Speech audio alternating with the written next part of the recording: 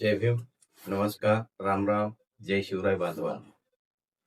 मी प्राध्यापक डॉक्टर सुनीलचंद्र सोनकांबळे, इतिहास विभाग प्रमुख, लाल बहादूर शास्त्री महाविद्यालय, धर्माबाद. आज आपल्या पुढे पुन्हा एकदा एक छोटासा म्हणजे अगदी 1 ते 2 मिनिटाचा व्हिडिओ घेऊन समोर आहे. बांधवांनो, एक गोष्ट आपल्या सगळ्यांनाच माहित आहे. या देशातील ब्राह्मणेतरांपैकी आपण कोणीही असाल, मग तो मांग असेल, चांभार असेल, ढोर असेल, साळी असेल, कोळी असेल, माळी असेल, तेळी असेल, धनगर असेल, वंजारा असेल, बंजारा असेल, लमाणी असेल, पारधी असेल, भटका विमुक्त असेल, अशा शेकडो ब्राह्मणेतर जाती आहेत जे की आरक्षणाच्या लाभार्थी आहेत.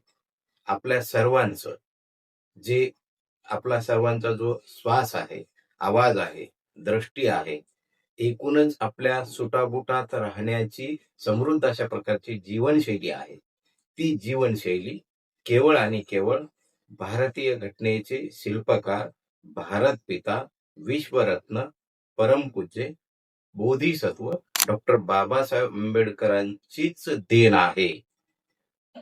ते संविधान जोवर आहे तोवर आपलं हे समृद्ध आणि ऐटीत सुटाबुटात राहणं प्रचलित राहणार आहे, निरंतर राहणार आहे.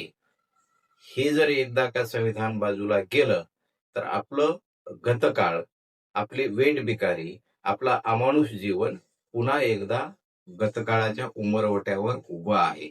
आणि या गतकाळाला जर रोखायचं असेल तर आपल्या समोर एकच पर्व आहे किंवा एकच पर्याय आहे, ते म्हणजे डॉक्टर बाबासाहेब आंबेडकरांच्या संविधानाशी निष्ठा.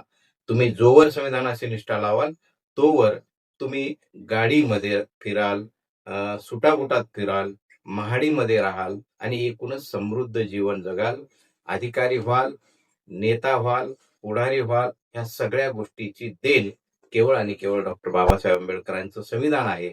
म्हणून बांधवांनो, तुम्हाला सगळ्यांना सांगतो, संविधान आहे तोवर तुम्ही आहात. संविधान बाजूला झालं तर तुम्ही सुद्धा समाप्त झालात. म्हणून संविधानाची निष्ठा हेच आपल्या समृद्ध जीवनाची निष्ठा आहे. जय भीम बांधव.